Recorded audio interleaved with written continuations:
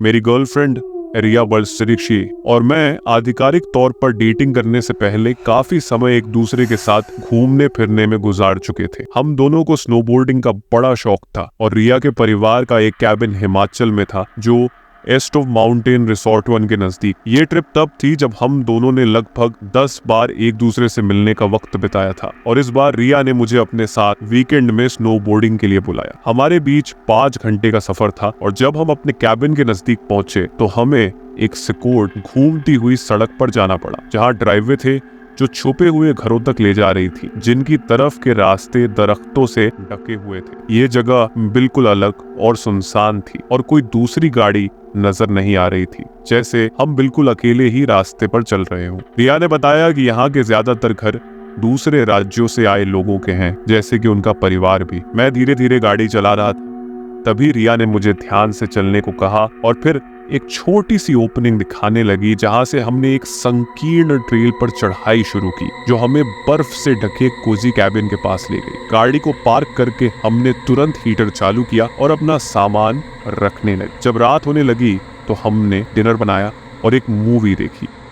Cabin में heat और electricity थी, लेकिन रनिंग वाटर नहीं था, इसलिए रिया के परिवार ने जरूरी काम के लिए पानी के जुग रख रखे। और एक चीज थी, यहाँ कोई वर्किंग टॉयलेट नहीं था, तो हमें बाहर के आउट हाउस का इस्तेमाल करना पड़ता था। उस रात मुझे सिर्फ पेशाब करना था, तो मैंने थोड़ी देर के लिए बाहर जाकर बर्फ में अपना काम किया। उसके बाद हमने गर्म कैबिन में सोए और रात गुजार दी। अगली सुबह हम जल्दी उठ गए ताकि हम माउंटेन पर फ्रेश स्नो का मजा ले सके। नाश्ते के बाद मुझे फिर से आउट हाउस जाना। जब मैं बाहर निकला तो मैंने कुछ अजीब फुटप्रिंट्स देखे, कुछ बड़े, लेकिन पता नहीं चल पाया कि वो बूट के निशान थे या जानवर के। मैं उन निशानों को देखते हुए घर के आसपास गया, जो जाकर जंगल की तरफ चली गई थी। मैंने रिया को बुलाकर दिखाया तो उसने कहा कि ये शायद ब्लैक बियर के निशान हैं, क्योंकि यहाँ उनका होना आम बात थी। फिर हमने उस बात को नजरअंदाज किया और स्की रिसोर्ट के लिए निकल पड़े। पूरे दिन स्नोबोर्डिंग करके हम शाम को कैबिन वापस आए। जैसे ही हम अंदर आए, एक आग जलाई, हीटर को ऑन किया और म्यूजिक सुनते हुए रिलैक्स करने लगे।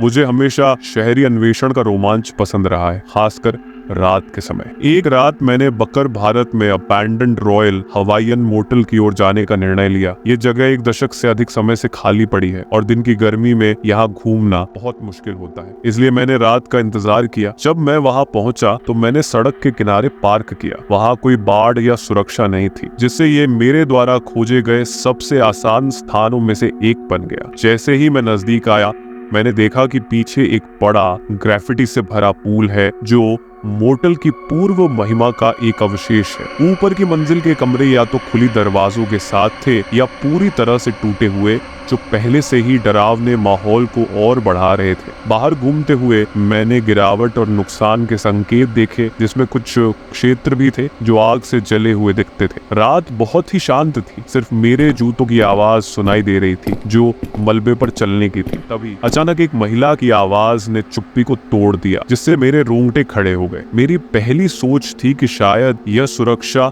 या कोई खतरनाक व्यक्ति हो सकता है, इसलिए मैंने एक कमरे के पीछे छिपने का फैसला किया और अपनी टॉर्च बंद कर दी। जब मैंने थोड़ी देर बाद खुद को सुरक्षित महसूस किया तो मैंने फिर से अपनी टॉर्च चालू की और चारों ओर देखा। जिस कमरे में मैं था वह ग्राफिटी से भरा हुआ था और उसमें एक पुराना धूल भरा गद्दा और एक पुराना दराज था। मुझे यह महसूस हुआ कि यह जगह शायद बेघर लोगों के लिए सोने का स्थान हो सकती है, लेकिन यह इतना दूर था कि यह अनहोनी लग रहा। मैंने अपनी खोज जारी रखी और जमीन के तल पर विभिन्न कमरों में झांकने लगा। सभी में समान अव्यवस्था और ग्राफिटी थी। तभी ऊपर से एक जोरदार आवाज आई, जैसे कुछ गिरा हो। मेरा दिल तेजी से धड़कने लगा। मैं फिर से बाहर निकला और अपनी टॉर्च को ऊपर के गलियारे पर चमकाया जहां से आवाज आई थी। मुझे लगा कि वहां कोई जानवर हो सकता है, लेकिन वहां किसी और खोजकर्ता या बेघर व्यक्ति का सामना करने की संभावना मेरे मन में थी। अपनी हिम्मत जुटाते हुए मैंने सीढ़ियां चढ़ी और हर कमरे में झांका। सभी कमरे पुराने फर्नीचर और मलबे से भरे हुए थे। जैसे जैसे मैं आगे बढ़ा, एक थमने की आवाज सुनाई दी, जो धीरे धीरे तेज होती गई। मेरा दिल तेजी से धड़क रहा था। मैंने उस दरवाजे के पास पहुंचा जहां से आवाज आ रही थी, और जैसे ही मैं नजदीक हुआ वो अचानक बंद हो गई। शायद वहां मौजूद व्यक्ति ने मेरी आवाज सुन ली। नमस्ते, मैं बस एक कुछ करता हूँ, कोई हानि नहीं, मैंने धीरे से कहा। मैंने धीरे से कमरे में झांका जो लगभग पूरी तरह से अंधेरा था। पहले तो मुझे लगा कि मैं दीवार के पास एक आकृति देख रहा हूँ। वहां से एक अप्रिय गंध आई और मैंने जल्दी से अपनी टॉर्च नीचे की ओर कर दी ताकि उस व्यक्ति की आंखों पर रोशनी न पड़े। जब मैंने फिर से कमरे में रोशनी डाली तो मेरा खून जम गया। वहां दो पीले पैरों की छाया तेजी से मेरी ओर बढ़ रही थी। ये एक महिला थी। उसका माथा लहूलुहान था और उसके मुंह पर पीले पदार्थ का छिड़काव था। ये एक बुरे सपने जैसा दृश्य था। मैं तुरंत वहां से भागा। उसके चिल्लाने की आवाज सुनाई दी जब मैं तेजी से नीचे की ओर दौड़ा और बाहर निकला बिना पीछे देखे, जब तक मैं अपनी कार तक नहीं पहुंच गया। मैंने अपने दोस्त विजय को फोन किया जो शहरी अन्वेषण में रुचि रखता है। मैंने उसे अपनी डरावनी कहानी सुनाई और हमने निष्कर्ष निकाला कि जो आवाज मैंने सुनी थी वह शायद उस महिला का सिर दीवार पर मारने की आवाज थी जो उसके माथे के लहूलुहान होने का कारण बनती थी। मैंने पुलिस को फोन करने पर विचार किया, लेकिन विजय ने सलाह दी कि ऐसा करना सही नहीं होगा क्योंकि इससे मुझे अवैध प्रवेश का आरोप लग सकता था। मैंने आसपास गाड़ी चलाई एक पेन फोन की तलाश में ताकि मैं स्थिति की जानकारी पुलिस को अनाम रूप से दे सकूं, लेकिन अब ये फोन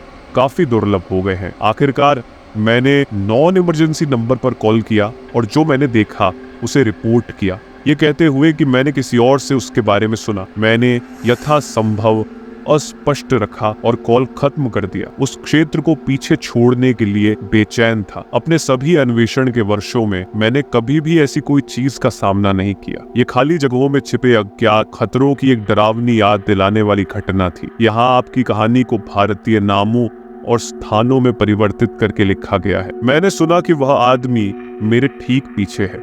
मेरे चचेरे भाई मुझसे काफी आगे थे और मैंने देखा कि उनकी टॉर्च की रोशनी धीरे धीरे फीकी पड़ रही है। मैंने बहुत सारे पेड़ों के बीच भागते हुए अपने पूरे शरीर में दर्द महसूस किया। अंततः मैं एक खुली जगह में उन्हें पकड़ पाया। वहां हम एक पगडंडी पर पहुंचे और कार के रास्ते पर लौटने की कोशिश करने लगे, लेकिन 1 घंटे तक गलत दिशा में चलते रहे। आखिरकार हमने वापस लौटने और दूसरी दिशा में कोशिश करने का फैसला किया। हम दौड़ते हुए हमने देखा कि वह आदमी हमारे पीछे था, लेकिन इतना दूर था कि हम दरवाजे खोलकर उन्हें बंद कर सकते थे। जैसे ही हम अंदर बैठे हमने गाड़ी स्टार्ट की, तभी हेडलाइट्स जल गईं और हमें उस आदमी को देखने का डरावना दृश्य मिला जो हमारी ओर दौड़ रहा था। उसने खिड़कियों पर एक कांच की बोतल से वार किया। हमने गाड़ी में ड्राइव लगाया और वहां से भाग निकले। पूरे रास्ते घर की ओर हम सभी चुप थे। उस खौफनाक रात का असर हम पर था और मेरे शरीर में कंपी हो रही थी। इसके बाद हमने कभी भी शहरी अन्वेषण में रुचि नहीं दिखाई।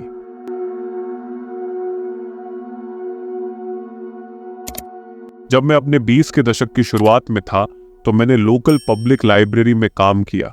ये मेरी दूसरी नौकरी थी और मैं हफ्ते में 3 रातें नाइट शिफ्ट में काम करता था। मेरी पहली नौकरी के बाद मैं शाम 6 बजे लाइब्रेरी पहुंचता और रात 9 बजे तक काम करता। लाइब्रेरी बंद होने के बाद मुझे अकेले ही सब कुछ बंद करना होता था।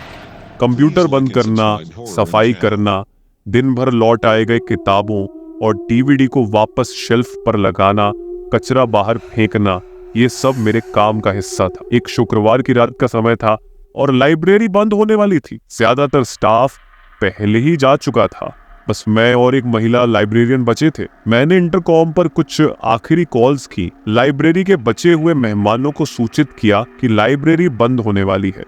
मैं जल्दी जल्दी सफाई कर रहा था ताकि जल्दी घर जा सकूं और अपने वीकेंड की शुरुआत कर सकूं। जैसे ही घड़ी ने 9 बजाए, महिला लाइब्रेरियन ने मुझे अलविदा कहा और चली गई। मैंने इंटरकॉम पर घोषणा की कि लाइब्रेरी बंद हो गई है। बचे हुए 2 लोग अपनी टेबल से उठे, अपने सामान पैक किया और बाहर चले गए। जब मुझे लगा कि अब कोई भी अंदर नहीं है तो मैंने मुख्य दरवाजे को बंद कर दिया। उसके बाद मैंने कुर्सियों को उनकी टेबल के नीचे ठीक से लगाया और कचरे के डिब्बों को खाली करना शुरू किया। जब कचरा बाहर फेंकने का समय आया तो मैंने दरवाजा फिर से खोला और कचरे को बाहर डंपस्टर में डाल दिया। लाइब्रेरी एक सुनसान इलाके में थी जहां मुख्य सड़कों से बहुत दूरी थी, तो बाहर बिल्कुल शांति थी। जब मैं वापस आया तो मैंने फिर से दरवाजा बंद कर दिया। अब मुझे बस दिन भर लौट आई गई किताबों और डीवीडी को वापस शेल्फ पर लगाना था। मैंने 2 बॉक्स उठाए और डीवीडी से शुरुआत की। क्योंकि वह सेक्शन छोटा था इसलिए उसे लगाना आसान था। इसमें 5 से 10 मिनट का समय लगा। जब मैं लाइब्रेरी में काम करता था तो अक्सर मुझे रात की शिफ्ट करनी पड़ती थी। उस दिन की शिफ्ट में कुछ खास नहीं था।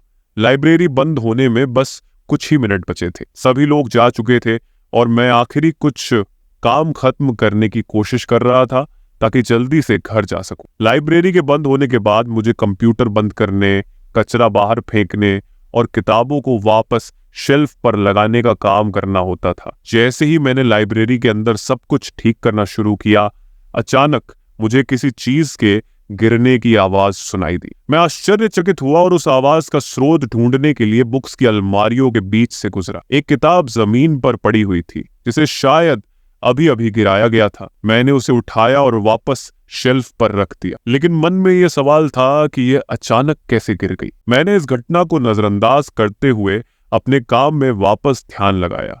मैं किताबों को अल्फाबेटिकल ऑर्डर में शेल्फ पर लगा रहा था। सब कुछ सामान्य लग रहा था, लेकिन फिर से एक अजीब सी आवाज सुनाई दी। इस बार आवाज ज्यादा स्पष्ट थी, मानो किसी ने जानबूझकर कोई चीज गिराई हो। मैंने किताबों का बॉक्स नीचे रखा और दोबारा से अलमारियों के बीच जांच करने लगा। फिर मुझे एक और किताब जमीन पर पड़ी मिली। अब मेरा शक यकीन में बदलने लगा कि यहाँ कोई और भी है। मैं मुख्य हॉल में गया और जोर से कहा, लाइब्रेरी बंद हो चुकी है, कृपया बाहर जाएं। लेकिन जवाब में सिर्फ खामोशी थी। कुछ ही देर बाद मुझे बच्चों के सेक्शन से अजीबोगरीब आवाजें सुनाई देने लगी। आवाजें किसी जंगली जानवर जैसी लग रही थीं और किताबें जमीन पर गिरने की भी आवाजें आ रही थी। हिम्मत जुटाकर मैं उस दिशा में बढ़ा और जब मैंने वहां झांका तो मैंने देखा कि एक अजीब सी महिला जो रात का गाउन पहने हुई थी, किताबें शेल्फ से उठाकर फेंक रही थी। वह अजीबोगरीब आवाजें निकाल रही थी जैसे किसी जानवर की तरह गुर्रा रही हो। मैंने कुछ नहीं कहा, बस तुरंत वहां से भागकर ऑफिस की तरफ दौड़ा जहां फोन रखा था। मैंने ऑफिस का दरवाजा बंद किया और खिड़की के पर्दे खींच दिए। मैं काफी डर गया था और तुरंत 911 पर कॉल किया। मैंने ऑपरेटर को बताया कि लाइब्रेरी में एक अजीब महिला है और मुझे लगता है कि उन्हें एम्बुलेंस भेजनी चाहिए। उन्होंने मुझसे पूछा कि क्या मैंने महिला से बात की और मैंने उन्हें बताया कि वह बहुत खतरनाक लग रही थी, इसलिए मैं उससे दूर ही रहा। जब ऑपरेटर ने मुझसे पूछा कि क्या महिला अब भी वहीं है, तो मैंने खिड़की का पर्दा खोला।